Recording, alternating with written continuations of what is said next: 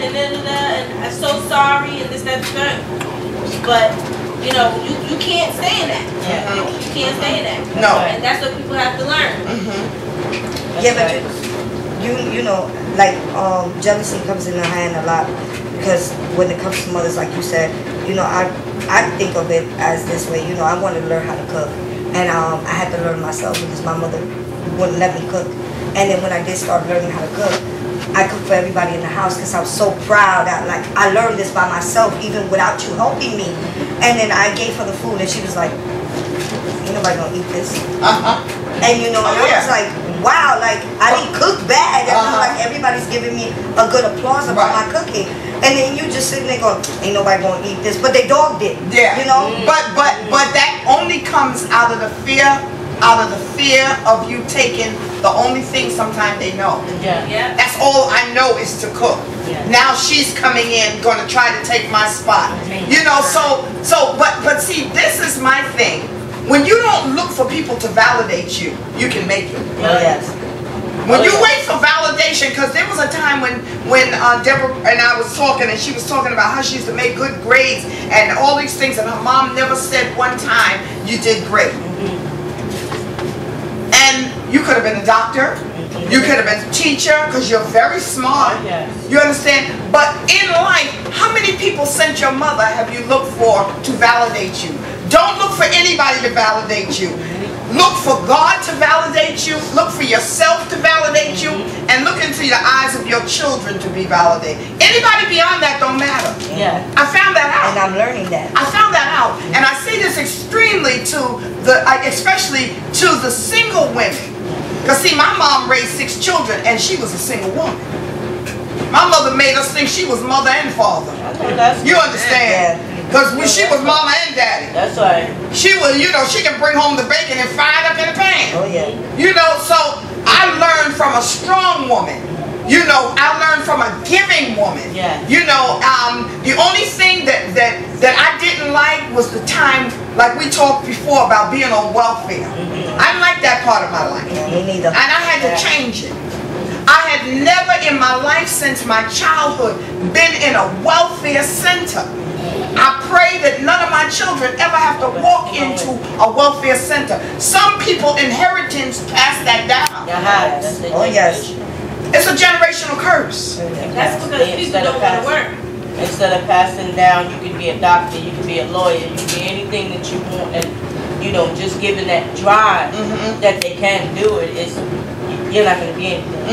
You know, and then you grow up with that, you're not going to be anything, you're not going to be anything, you're not going to be anything, and then you feel. You believe, then you begin to believe, I'm nothing. I'm nothing. You know, and I have to settle for nothing. Right. You know, and then you grow up, and then you realize, I could have done. I could have, should have. Yes. And a lot with that, a lot of people build up low self-esteem. Yes. Oh, yes. It saps your self-esteem. Oh, yes. That's the kind of thing that tears your self-esteem down, because you've been beat over your head that you'll never mount to nothing, and you literally suck it in. Right. You suck it in that, oh, she said I'm not gonna be that. And if your family tell you that, where they're supposed to love you unconditionally, who?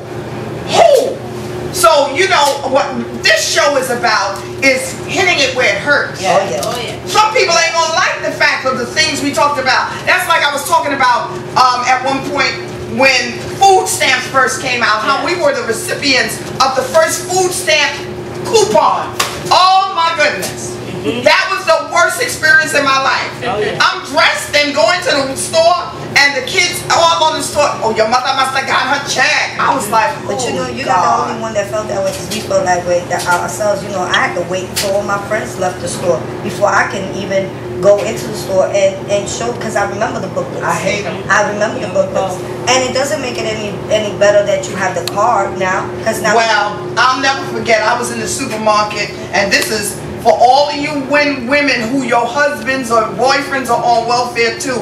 I don't want your man. I was online in the supermarket. I'm standing there waiting to pay for my groceries, and this guy turns around and looked me up and down, and the woman looked me up and down, and then she asked him, honey, I need $21 off of your card. I was like, I don't want him. Listen, if he can't help you financially with real money, then he's not a man at all. Ruin before you start. You was ruining at birth, now you're ruining your life again.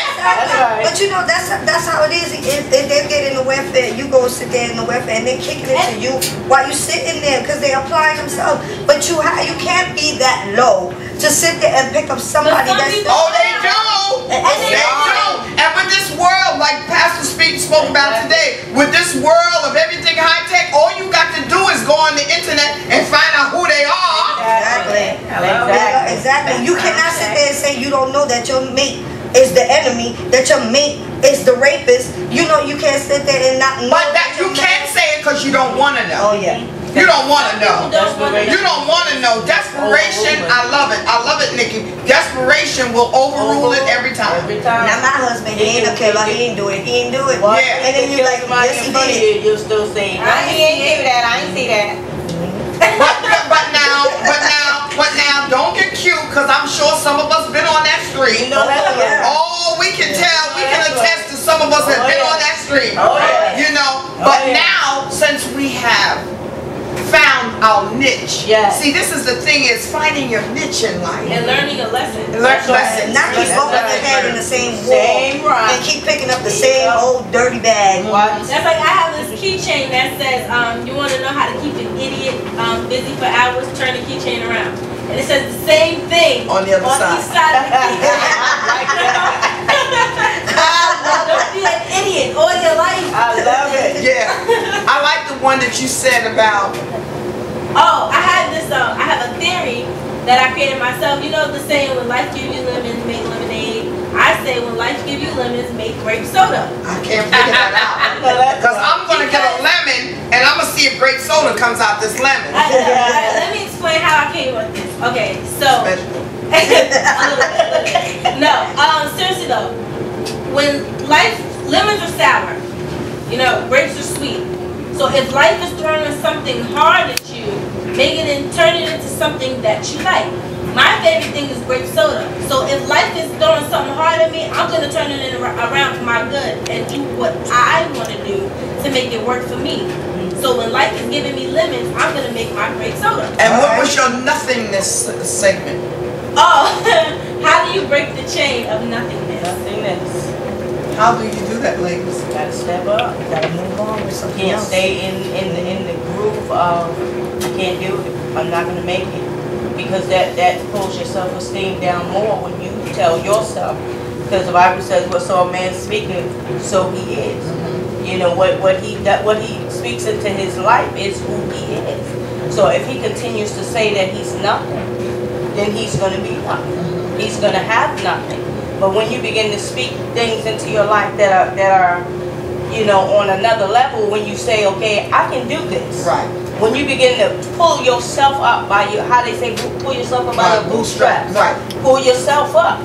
You know, and say, I can do this. You know, like whatever that. life throws at me, I can do this. Right. I can make it. No matter how hard it gets, I can make it. That's all right. Because you had to speak it to yourself. And I remember last week, I heard somebody tell me, I'm going to get a job. Somebody going to give me a job. Somebody is going to give me a job. And guess what? Dimes the Donut. They got a job. Hey, that's it. That's what I'm talking about. Hitting life hard. You got to let life hit you, but you got to hit it back. Exactly. You got to leave your mark in life somewhere, you know. Hey, listen, I think about the people who have died and never was able to contribute anything in life. But if I think about all the kids that I've raised 10 children. Hello. And all adopted. All right. Well, 3 was adopted. No, 7 was adopted and 3 was inherited. But I raised them. You understand? And I thank God that I ain't killed nobody. I ain't say I didn't wanna. But I ain't killed nobody. The verdict is still out. Because some still live at home. But you know what? When God has entrusted us in doing things as parents, as grandmothers, as godparents, we have to do a great job. Oh yes. We have to go beyond ourselves. Oh yes. You know, we have to go beyond the scope, because you're not going to be judged by your peers. That's right. You're going to be judged by a higher authority. That's right. You know, and even though I didn't have natural children, it was just natural for me to raise children. Yes. Oh yes. It was natural. You know why? Oh, yes. Because it only had to do with one thing. Love. That's right. And coming from the child's point of view and being her child, love is what we yearn for. That's what we wanted. That's it. And we didn't have it naturally, but the way she loved us, it felt naturally. You know, and that's what a child wants. Instead of, you know, having the hard life of you're not gonna be nothing, you're gonna end up, all you're good enough to do is lay on your back, or you know, you hear parents say some of that things. Absolutely. But she gave us love. Yeah. You know, a couple of black eyes too. But yeah, that too. I covered it up with mascara. I kind of understand where you're coming from, because at the time I was looking for love, I couldn't find it from my mother, so Nikki's mother gave it.